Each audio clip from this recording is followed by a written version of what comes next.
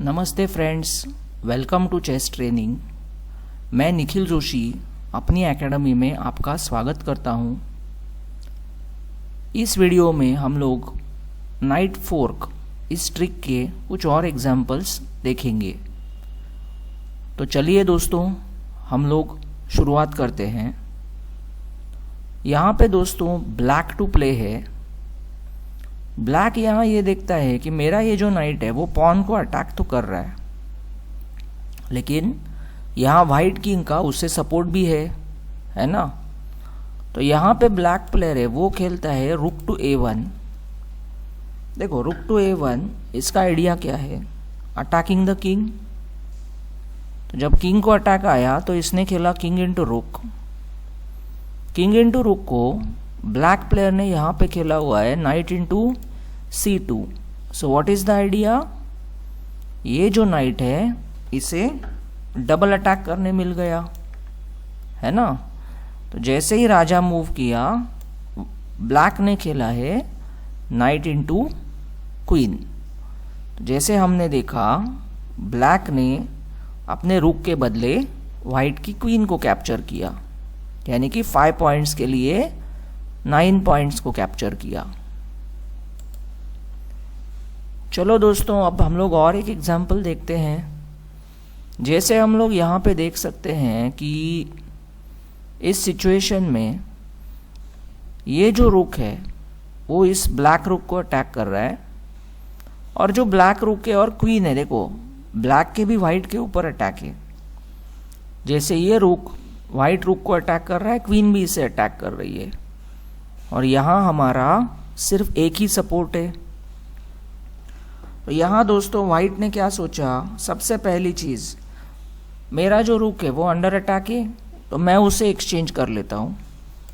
रुक इंटू रुक, king into रुक, इक्वल एक्सचेंज। देखो ये चीज़ हमेशा याद रखो, अगर आपका कोई पीस फ्री में मर रहा है तो उसे इक्वल एक्सचेंज में लेके जाओ। जहाँ पॉसिबल हो सके अपने पीसेस या पॉन्स फ्री में नहीं देने चाहिए, ठीक है। अच्छा, अब ये लड़ाई के बाद क्या हुआ?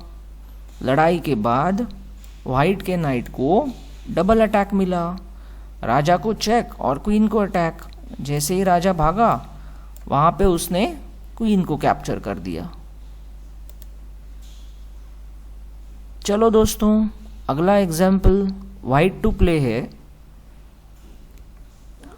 इस एग्जाम्पल में हम लोग देख सकते हैं कि वाइट की जो क्वीन है उसका इस नाइट के ऊपर थ्रेट है। At the same time queen का नाइट को थ्रेट है, तो ब्लैक किंग का सपोर्ट भी है। अब नॉर्मल प्लेयर यहाँ क्या सोचेगा? वो सोचेगा मेरा जो नाइट है अगर मैं यहाँ लेके गया तो वो नाइट और क्वीन दोनों को अटैक करेगा, करेक्ट। लेकिन ये केस में अगर ब्लैक को लगा कि ये नाइट पे मेरा मतलब सामने वाले के क्वीन और नाइट डबल अटैक आ गया, तो वो इस नाइट को सीधा कैप्चर करेगा, वाइट भी उसे कैप्चर करेगा, ठीक है। लेकिन ये क्या हो जाएगा? ये हो जाएगा इक्वल एक्सचेंज, है ना। तो इसलिए मैच में वाइट ने यहाँ पे खेला क्वीन टेक्स नाइट। देखिए वो अपनी क्वीन को गिव अप तो कर रहा है, लेकिन क्वीन क्यों गिव अप कर रहा है? क्योंकि जब क्वीन दे देता है तो उसे मिलता है डबल अटैक। ये डबल अटैक मिल रहा है, इसके लिए अच्छा कैप्चर था, नहीं तो वो क्या हो जाता? वो हो जाता बैड कैप्चर। जैसे ही किंग मूव करेगा, यहाँ वाइट खेलेगा नाइट इंटू क्वीन। अब देखो वाइट के नाइट ने इस अनसपोर्टेड पॉन को भी अटैक किया, और अगर ब्लैक ने पॉन मूव किया तो चाहिए तो ये नाइट इंटू पॉन भी कैप्चर कर सकता है।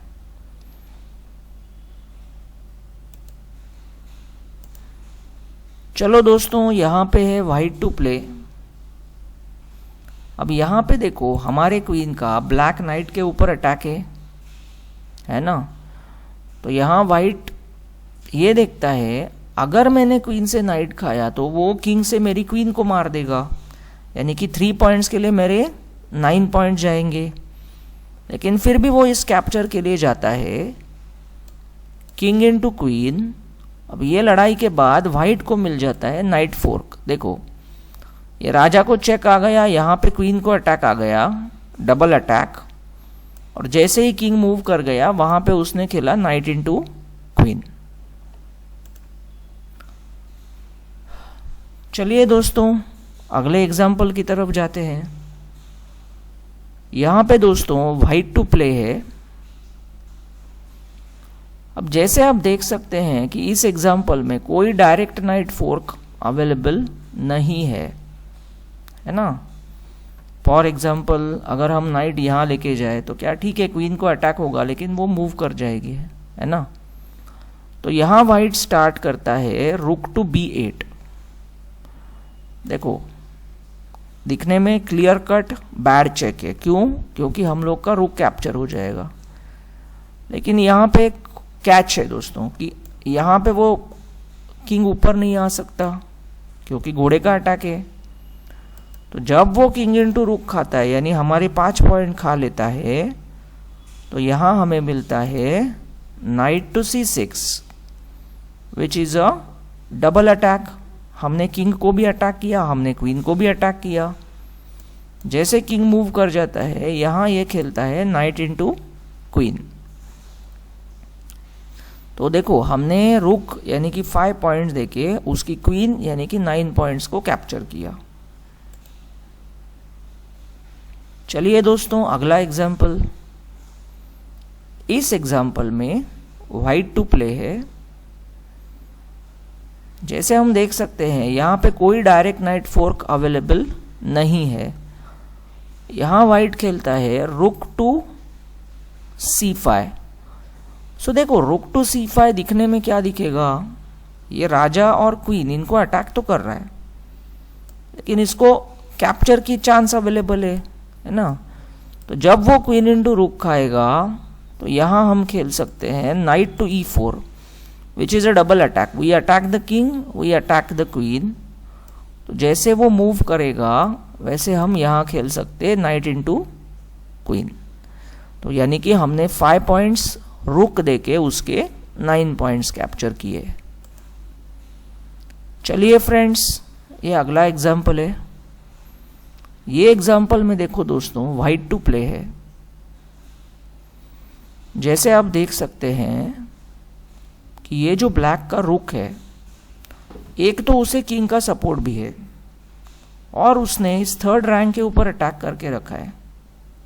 इसका मतलब क्या है, अगर हमने क्वीन को मूव करने की कोशिश की तो वाइट के किंग को चेक लगेगी। आप अपने किंग को कभी भी चेक में नहीं डाल सकते और अगर आ जाता है तो हमें उसे बचाना होता है ना। तो वाइट की क्वीन इसका मतलब है ये 3rd रैंक के ऊपर या बाहर नहीं जा सकती। तो वाइट क्या करे, तो वाइट ने ये देखा मेरे पास ये नाइट अवेलेबल है, उसने खेला क्वीन इनटू रुक, किंग इनटू क्वीन। ब्लैक को 5 पॉइंट के बदले 9 पॉइंट्स दे दिए, लेकिन क्यों दिए? अब उसको मिला नाइट F5 डबल अटैक। देखो नाइट ने राजा को चेक भी दिया और क्वीन को भी अटैक किया, डबल अटैक। तो जैसे वो राजा को बचा लेंगे वैसे हम लोग खेलेंगे नाइट इनटू क्वीन। और जैसे आप देख सकते हैं अभी वाइट का नाइट ये पॉन को भी कैप्चर कर सकता है ना। तो दोस्तों ये था आपके लिए नाइट फोर्क। आई होप आपने इस लेसन को एंजॉय किया। आने वाले लेसन में मैं आपको और किसी चेस ट्रिक के बारे में बताऊंगा।